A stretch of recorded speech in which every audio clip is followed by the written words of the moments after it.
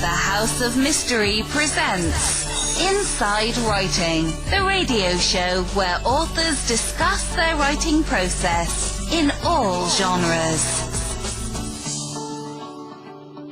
Welcome back into the House of Mystery, and here we are for another week. Today we got Mr. Michael Hawley in St. Buffalo. That's right. Hi, Alan. In the house. He's in the house, and yeah, so there's no room for anybody now. Well, Mr. Hawley, what's new? You made it back from L.A., and they never... Oh, yeah. History's Greatest Mysteries, and I'm in the second half of the season. So they start this month, and the Jack the Ripper episode's probably going to be in April. Well, they're probably going to be canceled by then. Oh, that's not good. Well, that'll be interesting. That'll be great. That'll be, And I don't even get to speak about my suspect that I researched. They just wanted a general expert of that, so it'll be fun. Too bad I didn't get to meet Lawrence Fishburne when I was there. That would have been really neat. Who we've got here is Nick Quantrill. So thank you for being here, Nick. No, pleasure. Great to join you guys. Looking forward to it. Yes, absolutely. So Nick here. Now, I've noticed you've got this, I guess it's Joe Geraghty book series that you're talking about here. And you've got book 4 that just came out, or I guess it's probably been a year, right, or something. Yeah, September 20. So Nick Geraghty, who is Nick, or Joe? Who is Joe Geraghty? I was going to say Joe Geraghy's probably Nick, right? Well, You always say don't write yourself, don't they, like that? So no, Joe Geraghty is a small-time private investigator, and he kind of lives and works in my home city of Hull in the United Kingdom, which is this kind of like northern isolated city that's sort of post-industrial. It's kind of being kicked and battered and trodden on by the government for decades, and it's kind of coming back up again a little bit at the moment, but I kind of wanted to sort of use that classic US template of the private investigator and set it in the north of England to see if it would work. I didn't want to write another cop. There's so many kind of great cop novels out there, isn't there, that I needed to kind of think of something different. And that's where Joe came from, this idea of having a private investigator who doesn't have a femme fatale walking into his office every 5 minutes. He doesn't have a bottle of whiskey in his drawer. He doesn't walk around the city full wearing a fedora because, you probably get a bit of a slap for doing that. So he's, it's a small-time private investigator who kind of finds himself in an awful lot of trouble throughout these series of books. And as you say, Sound of the Sinners is the latest one, and that's the 4th. I'm calling it the 4th in my trilogy because I didn't expect to write it. So it was a bit of a bonus book, I think, for me. That's interesting. When you say you didn't mean to write it, and it's the 4th in the trilogy, I always wonder because when you're doing a series with one main character like this, do you have this all outlined? Do you kind of know what's going to happen to Joe over a period of several books, and then you sort of write the books to fill that story? Or is it just by the seat of your pants? It's kind of by the seat of my pants, I think, because I wrote the first 3 is kind of as a trilogy. I did kind of know where I'd want him at the end of that book, and that was with him walking away from his home of Hull. And those books were published by Cafe Knights, a small UK crime press. And when they closed the doors to crime and I got the rights back, Fahrenheit Press got in touch and wanted to republish them, which was great. But kind of the condition of the deal was that I wrote a new Joe Geraghty novel to go with them. So I'd kind of had the gap between book 3 and book 4 where I had to think about what Joe had been doing and where he'd been and what would bring him back. What would make him come back home, back to Hull, and, what would that be? And it was kind of like a structure that I had to work with and play with before I even started writing it. But essentially, that kind of arc of Joe as a character is kind of seat of the pants, I think. It's kind of like peeling back an onion that I learn something new every time I write about him. There's no kind of end game as such. It's just kind of, I'm kind of discovering it as I write in many ways, I think. As we get into the character of Joe, how much of you is in that? Like, is investigation, is that something you always wanted to do or something you have experience with? No, it's not. No, I mean, I think I've just always been a massive crime fiction fan. As a reader, probably 90% of what I read is crime novels of all stripes and colours. It can be kind of hard-boiled stuff through to psychological mysteries or, even a cozy mystery. I'm always fascinated by crime. I studied criminology and social policy when I was younger, and I think that was kind of where it came from. That sense of trying to understand the world around you, and I think crime fiction allows you to kind of make sense of it in a way that other books don't necessarily do so. So, for me, crime has always been a way of exploring the world as a place, but also my home city as well. I think that was probably the most important thing. It's kind of me having a conversation with myself about my home city. So, yeah, Joe's kind of a tool for doing that, I think, more than anything. He's not me. I'm not kind of, I wish I kind of had his toughness, I guess, in some respects, but he is just a tool for me to explore my city, I think. Yeah, and sometimes it's good to put yourself in that outlet. Joe can be the character, like you said, and do things that you wished you could have done, or you can do, but you can't in regular life. Yeah, absolutely. It's just a way of exploring a place, isn't it, from a different perspective, I think. Like I wouldn't be able to go and knock on certain doors in the city. Joe has a reason to do that and a drive to do that, and he kind of is propelled by that need for justice for whoever he's kind of working on behalf of or for himself. So, yeah, it's a tool really to explore those feelings and those darker emotions, I think, without leaving the safety of your own house, I suppose, when it comes down to it. But, that's how I see Joe, really. He's kind of my tool for exploring a city that's kind of changing around me constantly. So your city, so what is it about you that you want to explore it so much that it's a big part of the books? I would take it, this is my opinion, that in these books, the city itself, like especially Hull, right? That's what we're talking about. Mm-hmm. That in itself is almost a character in its own.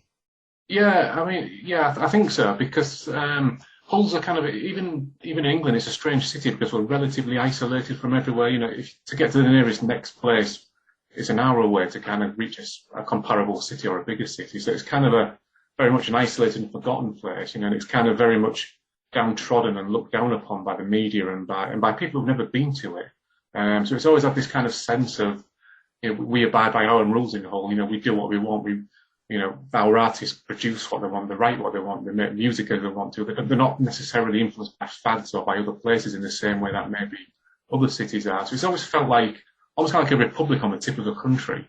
And for me as a writer, that's a gift, because not many people kind of come to the city, so I can kind of put it down on the page and explore it and try and explain it to people. And it's that sensitive that crime fiction allows us to travel, whether we're traveling to somewhere down the road that we maybe don't know, or we're traveling to somewhere else in the world, whether it's America or whether it's Scandinavia or Africa, wherever it may be. I think that's what crime fiction does really well, is allows us to explore different places and different people and different ideas. So, it felt like when I started to write, I was only ever going to write about my home city.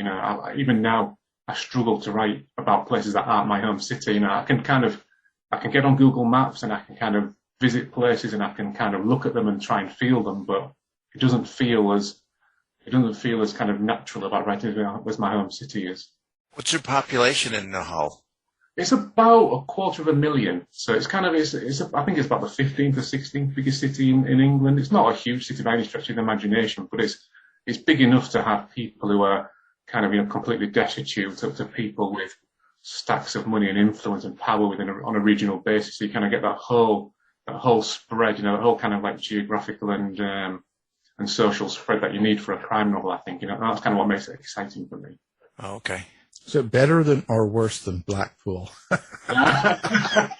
Well, we're on the other side of the country to Blackpool, so it's not somewhere I get to go to very often, because I'm only half an hour from seaside resorts where I am, places like Scarborough and Whitby, which, Whitby, obviously, that's kind of the set of the Drakkar, isn't it? So that's kind of, that's a very popular sort of seaside place, where Blackpool, in my perception, is it's quite a rundown seaside town that kind of, again, like Hull needs investment, and it's probably not had it for a long time, but I do love that type of sort of slightly seedy seaside feel you get in those places. You get kind of criminals who maybe quite small time, but they exert a lot of power in a small space, and that's kind of interesting as well. So I like places.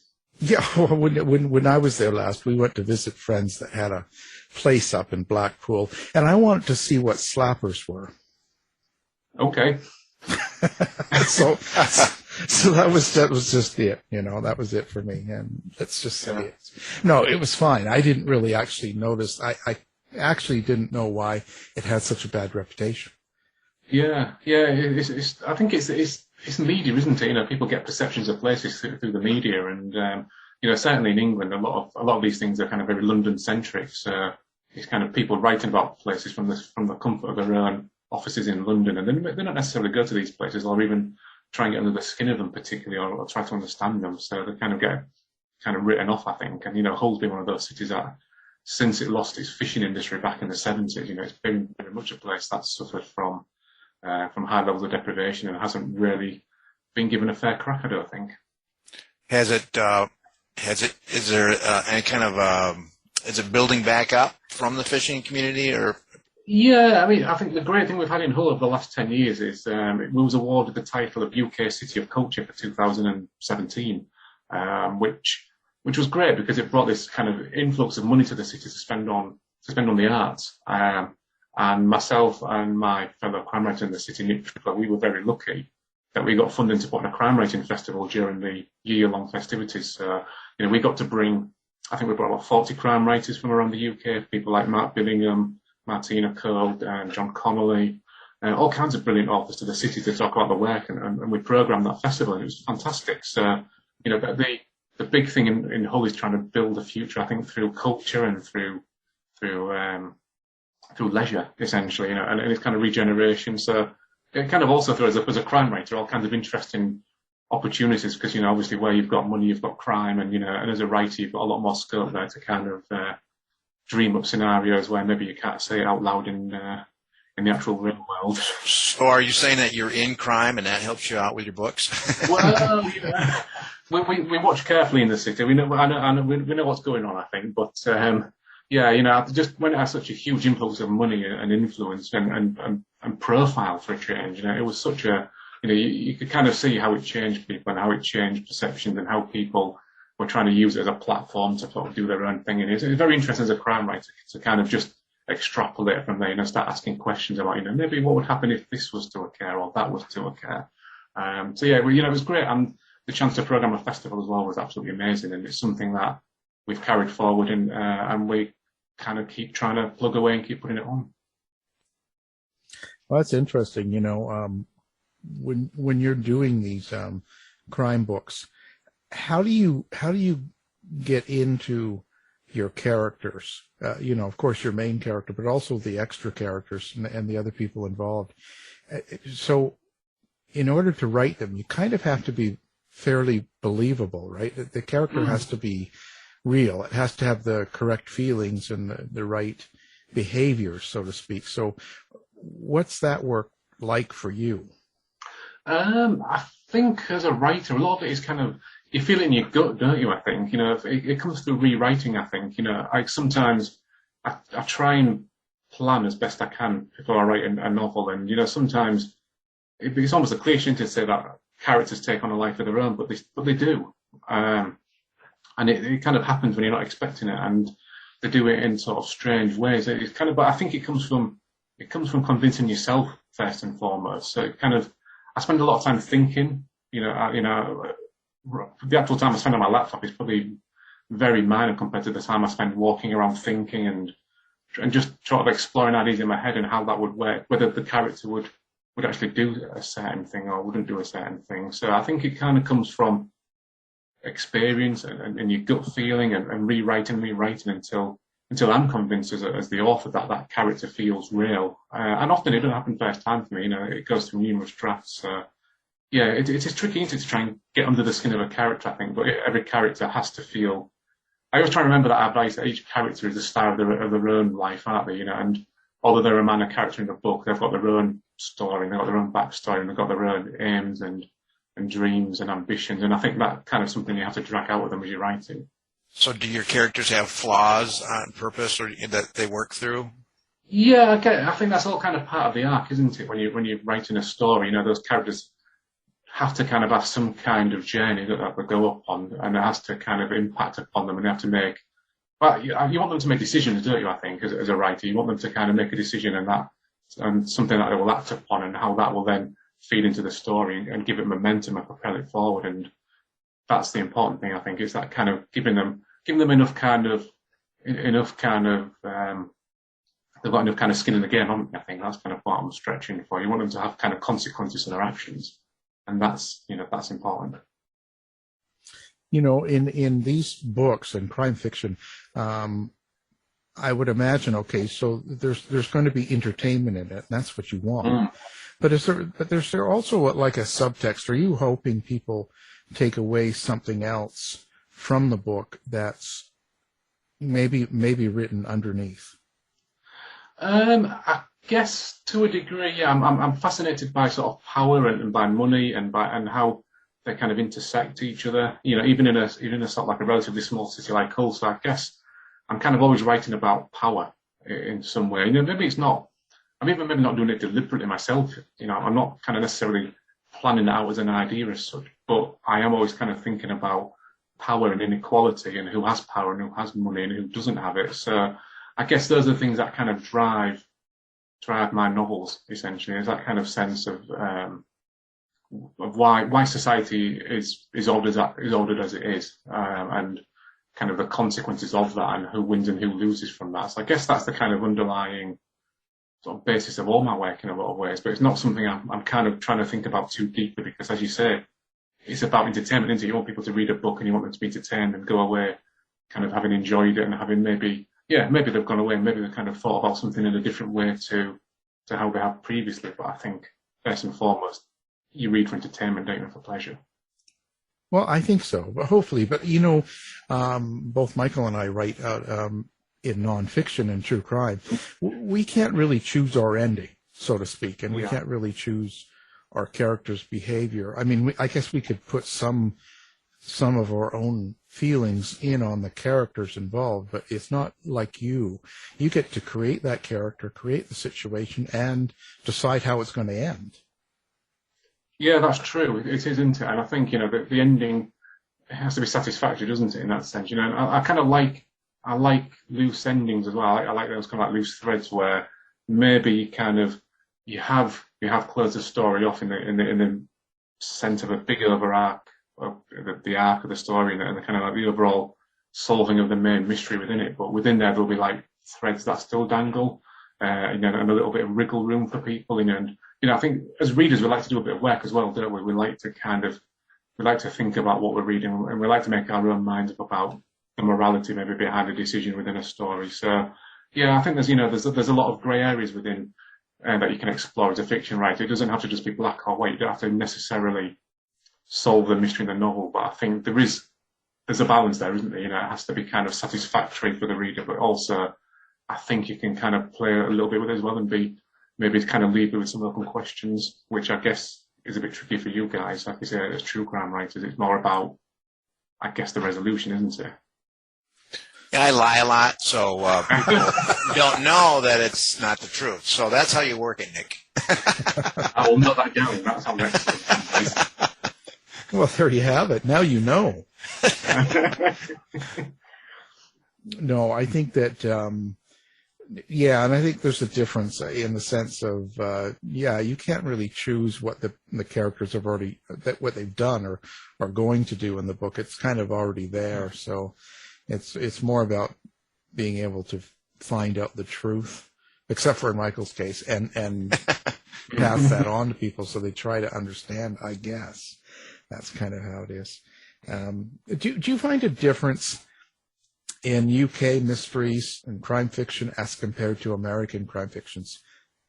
No, not necessarily. No, I mean, I do read a lot of American crime fiction, as much as I read kind of the British stuff. But I think it's kind of the themes and the aims of it are probably universal. It's about the characters, isn't it, and their kind of journeys and the stories and places. So I'm looking for the same thing regardless of where the book is that I'm reading is set.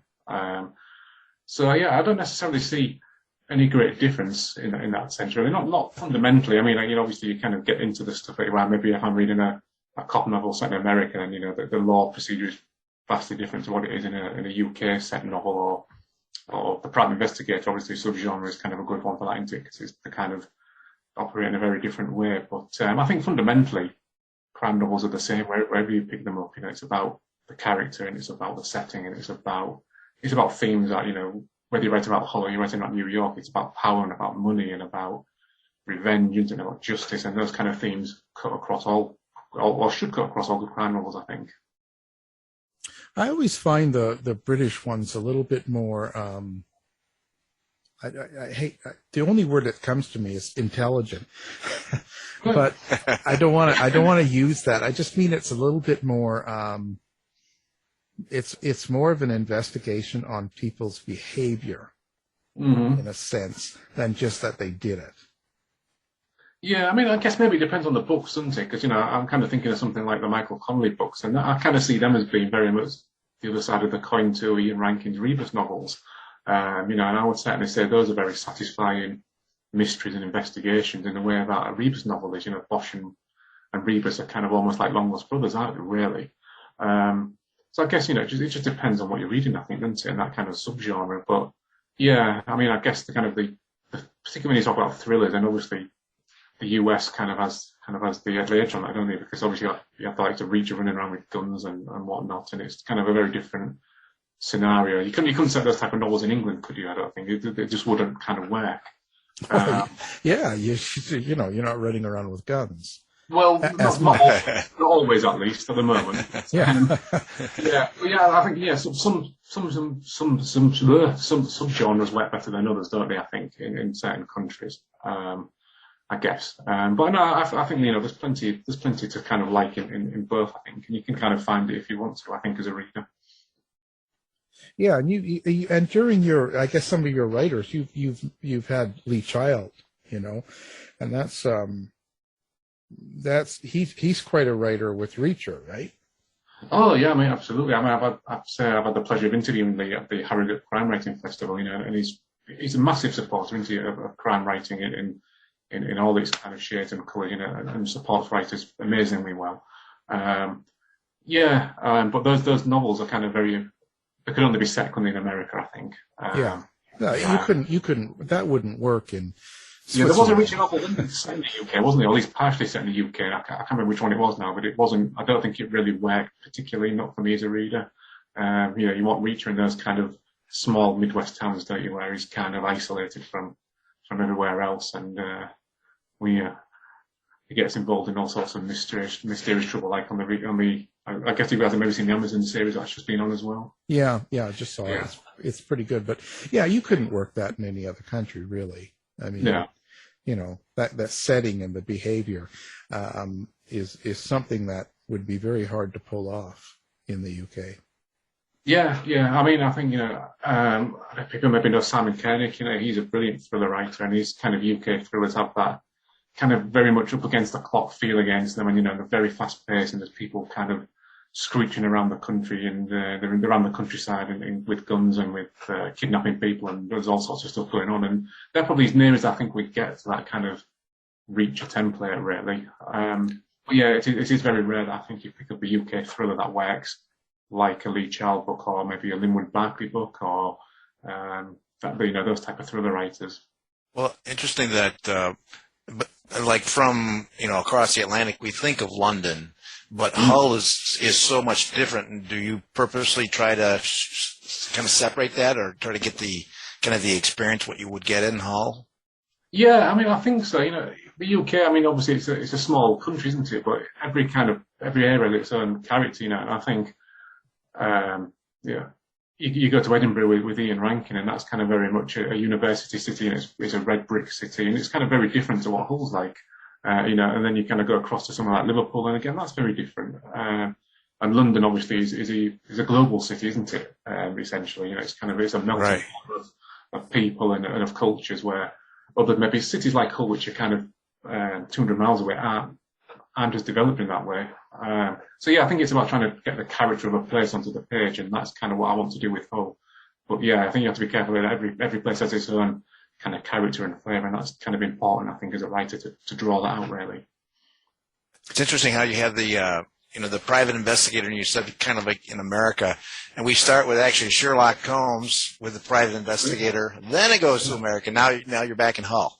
Yeah, exactly. And I think, I just kind of wanted to do that because you don't tend to see an awful lot of private investigator novel set in the UK. I mean, I don't kind of understand why really, because you're writing fiction, so you can kind of play a little bit loose and fast with how all the kind of work that a private investigator actually does in the UK, because generally speaking, it's serving legal papers, it's surveillance, it's not particularly exciting work, but why shouldn't they be kind of getting involved in all kinds of mischief and getting under the skin of the police a little bit more? So it just made sense to me to try it and put it in a contemporary city, and I like doing that. It's kind of, I think, if you're writing a police novel, then obviously you've got the procedure to deal with, and you've got there's a police officer can't necessarily do certain things, or a private investigator answers to nobody, and I like that as a writer, that I can take him anywhere and just see what happens with him. You can kind of face the consequences of his actions in a way that a police officer maybe wouldn't in a novel, I think. Now your books, each one of them, they will stand alone. Like, someone doesn't have to go through all 4 books.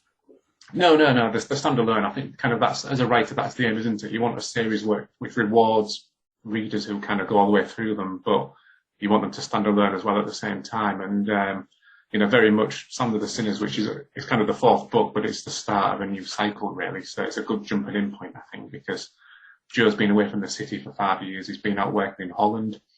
He's come back because his old partner has died in a mysterious hit and run incident just outside of the city, so he's kind of compelled to come back and look into this. So it's kind of like a reset, really, of the characters, I think.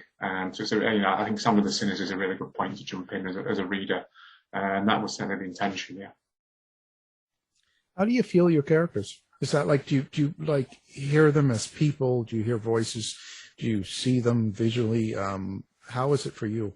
Yeah, I don't see them. I mean, that's kind of, I've never seen Joe Geraghty's face. I know a lot of writers kind of say, don't they, in the dream world I would cast this actor as my lead protagonist, but I've never seen Joe Geraghty's face. All I know about him really is that he's a small man, because he used to play rugby league, which is kind of a defining sport in the region and the city. And he was a scrum half in the game, so that's kind of generally people who are kind of underneath 5'10" effectively. So I know he's a small man. I know he's about 40, but I can't see his face. I've never been able to see his face. It's more about the dialogue. I kind of play it in my head, essentially. I kind of like to kind of mumble the scenes to myself as I'm walking around, which probably isn't great when you're walking around the streets, is it? But No. that's kind of how I pick. That's how I kind of pick it up. It's through the dialogue, really. Never through the visuals, which is I've never seen him, and I don't think I want to see him as well. Yeah, so just look for Nick walking around the streets there and mumbling to himself and kind of acting out these action scenes. Yeah, I mean, I'm a huge fan of Elmore Leonard, and I think, if you're a fan of Elmore Leonard, you're a fan of dialogue, aren't you, basically? So I think that's kind of how I kind of find the character. It's through the dialogue really, more than the actual visual stuff. It's more, that's how I kind of get into it, I think. And the other characters, the characters he interacts with, are they just people you've come across in your life, or you've seen? A little bit. I mean, I guess it's kind of drawn on everything. You kind of drawn on your own experience, aren't you? So I guess his relationship with Don, which is kind of very much a father figure to Joe. He's kind of a man who's an ex-detective. He's been there and done it. So I guess there's an element there of kind of, I'm thinking about my own relationship with my father. So yeah, you're always drawing on your own history, I think, aren't you? And your own knowledge and your own kind of understanding of what the world is to you. But yeah, I think characters generally, they tend to be kind of like composites of people I've maybe met as I've been kind of moving around and just living, really, whether it's through work or through other things. You kind of always pick up interesting little traits that other people have, don't you? Or maybe things that they say, and you kind of maybe incorporate that into a character, and it becomes kind of maybe you have to disguise a little bit as a writer, because you obviously don't want people kind of pointing the finger and saying that's me. So I think just living really is kind of how you kind of create these characters. Everything just goes into a melting pot and comes back out again in its own kind of way. Well, I'm sure you kill off people you don't like. Yeah. It's always tempting, isn't it? It's very tempting to do that. So, yeah. I mean, I'm in the process of moving house at the moment, so maybe my next novel might kill off a mortgage advisor or a solicitor or something like that, possibly. So we will see. Yeah, it I like that about writing. That being able to get things out on the page. When maybe there are things you don't like about the world or about a specific situation or a specific person, but you can always kind of get it out on the page and kind of cleanse yourself of it. I think whether it's on the national stage where there's a politician I don't like, I can maybe incorporate that into a novel and I can kind of work through my feelings and kind of get all out of me and onto the page, onto that character. Or you say maybe it's more personal, where it's something that that's happening in my own kind of life, maybe that I want to kind of think about and explore. And writing is a great way of doing that. I think it's kind of like cheap therapy, isn't it, I think, for us writers. Do you have a favorite antagonist? I don't really, with them being kind of mysteries, I don't think it tends to be a separate one in each book, so there isn't one that kind of recurs, I don't think, in that sense. Yeah, but I kind of think that I like discussing organised crime in the books, just these kind of like small time criminals who kind of wield an awful lot of power in the city. So I think I should try and create one who can kind of stay the course a bit longer across those books, and I can kind of have them kind of ups and downs between him and my protagonist. Yeah, an antagonist unreadable is great, isn't it? They're always great fun to read, and I suspect they're great fun to write as well. What kind of influences do you have? In terms of writers, I think I always kind of go back to people like Ian Rankin. That sense of place he has when he writes about Edinburgh. That was kind of really inspirational to me when I started to write. I kind of knew I wanted to write about Hull, and what Ian was doing with Edinburgh was very much the template for that. I think it was kind of like the gold standard for writing about a city and how it changes and how power kind of quietly kind of influences what's going on within it. And as I mentioned, Elmore Leonard as well. Elmore Leonard and his dialogue, I think, is just untouchable. So you can't not like Elmore Leonard's dialogue, can you? You can just read pages of his characters just talking to each other about anything in a car. So that love of dialogue is something that's kind of come through, I hope, strongly in the novels. So yeah, those are the main two really. But I am a big reader of crime fiction generally. So I kind of love things from one end of the scale, like the Reacher novels, through to sort of psychological mysteries, and I've kind of developed a bit of a thing for spy novels of late, which is I think that's been a lockdown thing for me. I never read Le Carré until fairly recently, and I'm kind of working my way through those slowly but surely. So yeah, I think it kind of comes from everywhere, doesn't it, as a writer? You kind of take it all and then you kind of mix it all up and it comes out hopefully in your own voice at the end. So that's kind of how it works for me. But I think probably away from writing, music is a huge thing for me. And when I was younger, when I was kind of in my teenage years and my 20s, I used to share a flat with a friend who was in a band. And they'd kind of released their own record, they booked their own tours. They were kind of like a completely independent unit. And that sense of people saying, right, we're going to do this, and this is how we're going to do it, was really kind of inspiring, because, when I was growing up in Hull in the 80s, it wasn't particularly the type of city where you were encouraged to do artistic things. It was just kind of a mystery. It was something that kind of didn't exist in my type of life or my family's life at that point. So meeting the right people, doing the right things at the right time was incredibly inspirational to me, and kind of what gave me, I think it gave me permission to then start writing, really. That sense of watching other people doing what they wanted to do made me, kind of empowered me to go out and do what I wanted to do, which was write crime novels. Would your readers be surprised by anything you listen to or do? You listen to maybe something or read something and they'd be like, wow. I don't know, really. I don't know. I guess, I'm a massive football fan. I always played football when I was younger, or maybe sort of soccer to more the listeners, I guess. Yeah. And that type of thing, people don't tend to sort of think you can be kind of into the arts and into sport, do they? They simply, there seems to be a bit of a kind of those things don't necessarily cross over a lot of the time, but that's kind of part of who I am and what I've always done and what I've always enjoyed. So I guess that's kind of, I don't know, you get the sense, maybe I'm digging into some sort of class thing there, certainly in England, where, you're into the arts, but you're into sports, and one's seen as high culture and one's seen as low culture. But I've always loved both things, reading and sports. Yeah, I don't know, maybe that's something that people might find a little bit interesting. I thought maybe you're practicing ballet or something. That would be good, wouldn't it, if I could do that? Generally, if I'm not writing, I'm reading, or I'm trying to kick a football around still, even though I'm probably too old to be doing that, really. So yeah, beyond that, I think writing just becomes such an all-consuming passion, doesn't it? I think for all of us who write and read, it becomes such a great a great part of our lives. That there's not time to do an awful lot else beyond that, I think. But I suspect it probably would be quite healthy to do something else like that. I wish I could turn my brain off and be able to just, like you say, collect stamps or do some ballet or whatever it might be. I just can't do That's it. what Michael does that. Michael writes Jack the Ripper, and he wears a little ballerina outfit. Well, I take pictures of it, and then I put in my Halloween decorations and stuff. That's the only fans content. That's how he fools people, That's right.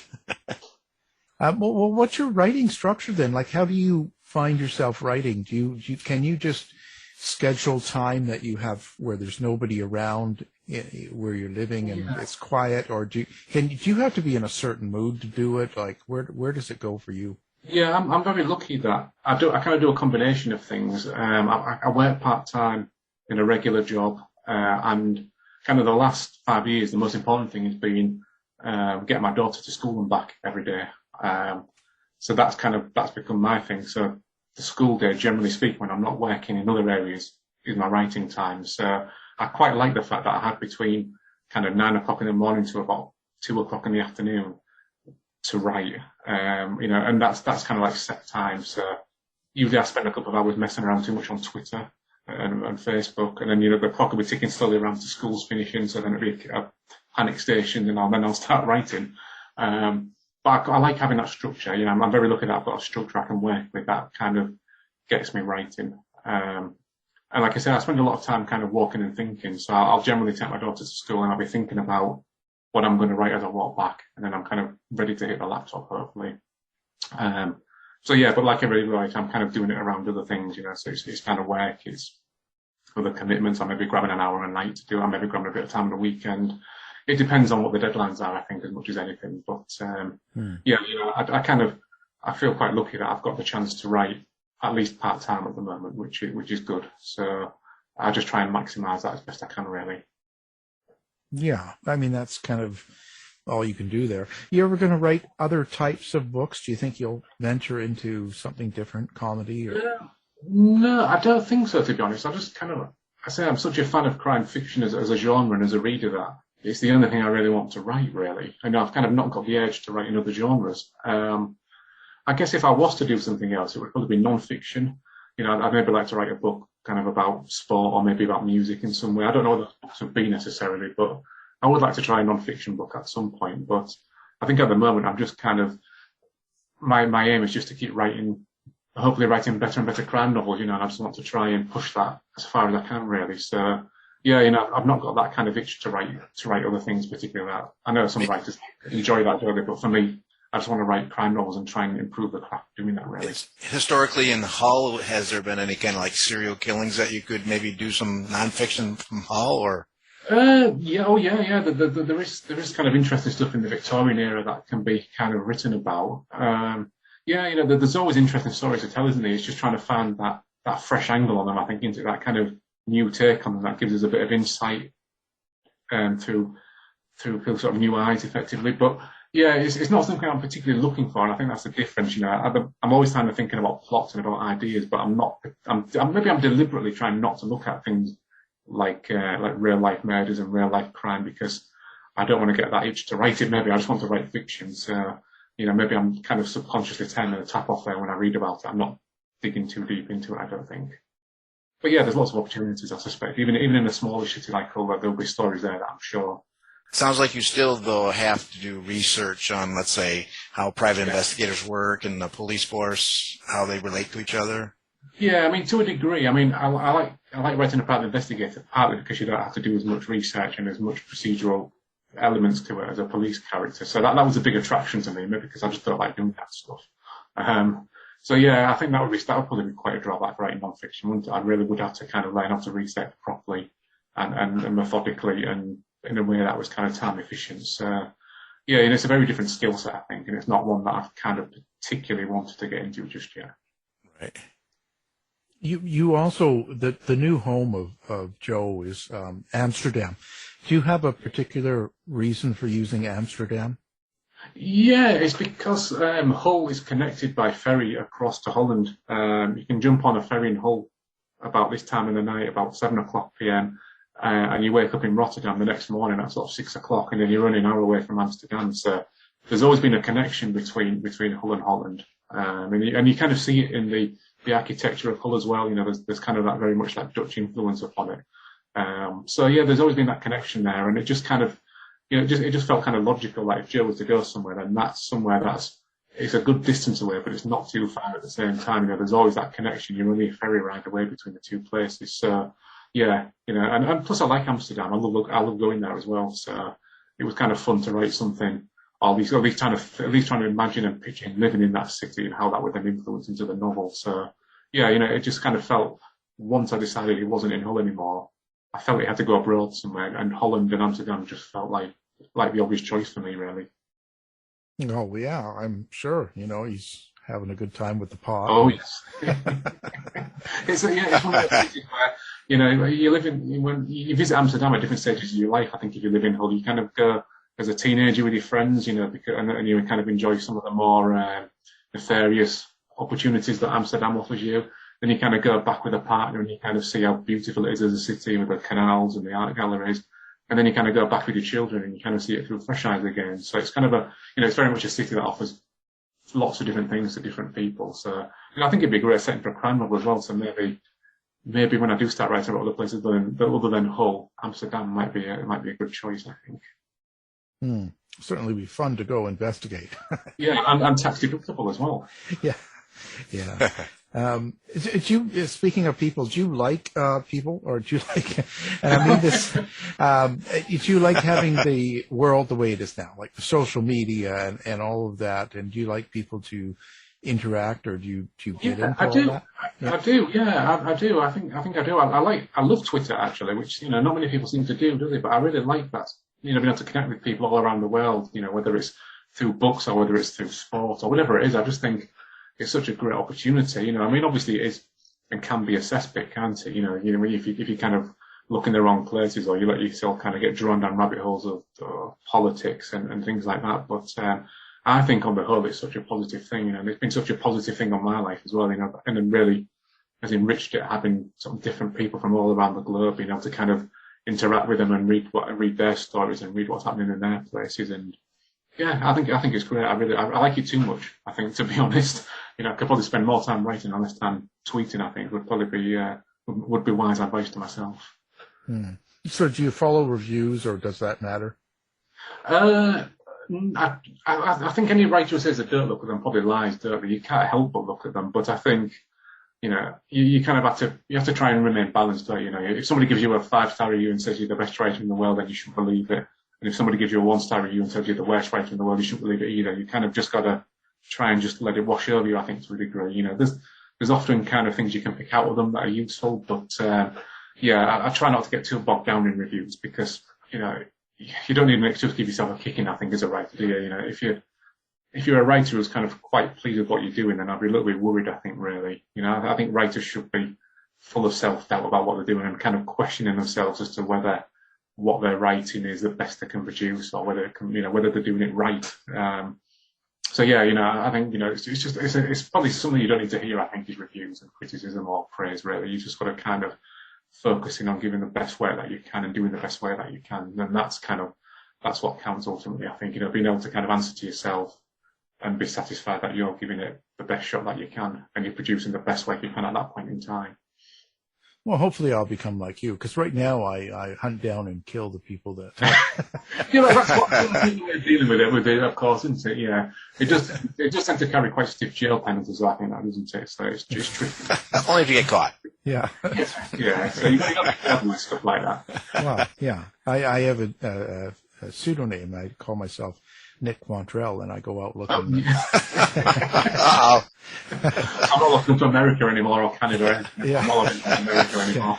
Yeah, look out! They'll be after you. You're on the no-fly list. My passport's going to ping off into it when I go to America. Yeah, it'll be like Nick Reacher. They'll be all over you with the gun. Stop! Freeze! Down on the floor. Probably nothing but a toothbrush. Yeah. So now let's see. Now, are you running a website you want people to come visit you on, or where do you want them to follow you on social media? Yeah. So the best thing, I have a website which is nickquantrill.co.uk, and I'm also on Twitter at that handle at Nick Quantrill. And I think Twitter's the best way. I'm always on Twitter, and I'm always interested in kind of what's going on. So yeah, Twitter's the best way. And also, check out our crime festival, Home Noir, as well, which is, we're currently kind of applying for more funding to put it on again, but we're always doing stuff online as well. So, I think that's been kind of the great win out of the pandemic for writers, is that chance to do things online, and how it's become kind of part of the landscape, I think, hasn't it, really? So, we're kind of embracing that as much as we can as a festival, and interviewing online and doing events online as well as in our home city. So yeah, look us up on Twitter, Home Noir, on Twitter as well. Sports-based fiction. Yes. that does tempt me. It does tempt me. Yeah. I'm trying to think. Sometimes it doesn't necessarily mesh with crime, does it? Particularly well on the page, I don't think. But yeah, sport-based fiction.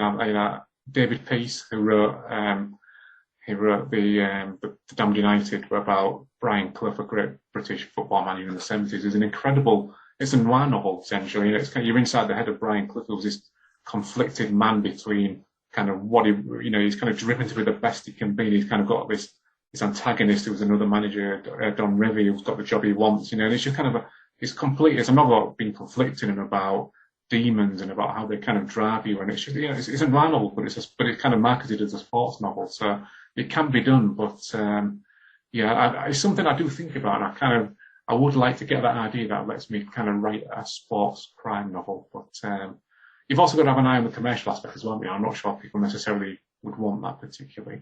And do you always write your book with kind of like the characters? Is it always Joe that is the point of view in your book, first person? Yeah, it is in these novels. It's a first person novel. So, and with the occasional kind of filtering of maybe another point of view, or possibly I like using things like newspaper reports or just kind of things like that I can just sort of drop in to break up a little bit. But the Joe Geraghty novels are first person novels, but the novel I've just completed, which is a new character for me, it's a young female podcaster, that's written in the third person because I wanted specifically to bring in more than one viewpoint in the novel and make it a little bit more kind of thrillerish, I suppose, where you can dip in and out of characters and situations and just kind of get a little bit more page turning in that sense, I think. So yeah, I like the first person as a writer. I think I kind of like that medium, but it's important, I think, to mix it up, isn't it, and try different things and keep yourself on your toes, really. Yeah, it's an interesting thought. Do you find that would you have a problem writing yourself in first person as a female character, lead character? Yeah, I did worry about that for a long time when I was writing the Geraghty novel. I kept thinking, can I write a female character? And for this novel I've just written, although it's third person, you kind of just have to tell yourself to get over yourself, I think, don't you, to a degree? It's not that different, really. You kind of, obviously, this female character is a lot younger than Joe Geraghty, so, she thinks differently and she likes different things and she has different ambitions and different hopes. But essentially, I think you're just writing people, aren't you? You're writing about conflict and you're writing about kind of what drives them as a person. So I've kind of tried not to get too deep into thinking whether it's male or female in that sense. It's about what that character wants and what they do, I think, more than anything. But yeah, maybe writing it actually in first person would be a little bit of a scarier prospect, possibly. But the great thing as a writer is you can just try it out. You don't have to show anybody. You can just experiment and see how it feels. And, I think, when you get something right or when you get it wrong. So maybe that would be something to try out at some point, but maybe not quite at the moment. Yeah, you just borrow Michael's ballet uniform. Yeah. That's what he does. He gets in the minds of the victims of Jack. Well, one of the things is, although I have a couple fiction novels, I got yelled at by my editor because I was head hopping too much. So different points of view, and I'd go around, and then she said that I was getting the reader exhausted, so I had to kind of do less of that. But so I just keep on, just wear my little skirt, and we're all set. yeah. In the novel I've got, there's mainly two perspectives, and I think possibly three perspectives is probably about the maximum I want to go to in terms of allowing people into other characters' heads, because like you say, when you get too many, it becomes convoluted, doesn't it? And the story maybe repeats on itself a little bit too much because there's too many characters and they're not driving the plot forward enough. So yeah, I think that's an important point. But it comes down to how you handle it as a writer, I think, doesn't it? And your confidence in doing that, I think. Yeah, well, I'm definitely a nonfiction guy, so my editor tried to change me into a fiction person. It was fun as heck, but I am such a research-based kind of person. And then, so when Al and I talk about that stuff, it connects much better. But I'm so curious about how fiction writers are, because it's a different world. Yeah, you're the master of your own universe, aren't you? I guess in a way that you're not possibly. So, but then maybe sometimes you get too many possibilities as well. You know, you're kind of thinking, what if this happens? What if that happens? And it's sometimes difficult to pick the right path through it all. And that's kind of, again, that's going back to listening to your gut. I think, I kind of like to think that I can kind of sniff myself when I'm about to go off track, maybe a bit too much, and kind of know when to rein myself back in. So I'm staying on the focus and I'm keeping on the path that will get me through the novel. But there's definitely you've got a million things you could choose on, haven't you, as a fiction writer, and that's sometimes tough to sort of just focus in on what it should be. And then maybe that's where you need the help of an editor, I think. Mm. So, stressful situations. How was COVID for you in the writing arena? Did it sort of affect your writing? Yeah, well, it didn't affect my writing as such. I found the writing to be really kind of to be such a useful thing. It was kind of an outlet, really, because I've gone from having the house to myself because my daughter's at school and my wife's a teacher, so she was obviously out teaching. But then when COVID hit, they were both in the house as well as me, so it kind of became a bit of a different scenario in that sense. I was kind of sharing space that I wasn't doing before. But being able to just lose myself a few hours in a story and just writing was brilliant. And I think, that was such a boost on my own mental health in that time, really. But what I found tough was reading. I was kind of, I couldn't read contemporary crime fiction at the start of lockdown. I just found it too upsetting to read about characters walking into pubs for a drink or a bar or something, or just doing stuff that we was taking for granted up until that point. And I kind of dug deeper into historical crime fiction and sort of new worlds, things that take me out of where I was. But I found the actual writing to be really I was really thankful that I had the writing to focus on during COVID, particularly that first spell in the UK lockdown. That first sort of 6 to 9 months, it was really, I felt like a gift, really, to be honest. And I guess the downside was when Salmon and the Sinners was published, it was during the pandemic, so it made getting out to promote it an awful lot harder. And like most writers, it went to the online arena and doing things there, which again, I think, like I said, it's become a win, I think, for writers, isn't it? This online world, we've now got the chance to connect through our laptops and through Zoom with writers and readers and places that we wouldn't necessarily been able to go to. So, it's kind of definitely been kind of pros and cons, I think. But I'm just pleased I kind of got through it unscathed and was able to kind of focus on the writing, and that was kind of a really sort of positive thing for me, really, in the last couple of years. Yeah. We all know. Well, it's been a great hour. So now the book we're talking about is Sound of the Sinners, Joe Geraghty, Book 4, and the author is Nick Quantrill. Thank you for being on the show. No, thank you both. Thanks for having me. It's been great. Great speaking with you. To find out more about our show, guests, or to listen to past shows from our archive, please go to www.houseofmysteryradio.com. Show's over for now. Was it as good for you as it was for me? Well, good night. This has been a production of Something Weird Media. I'll be back.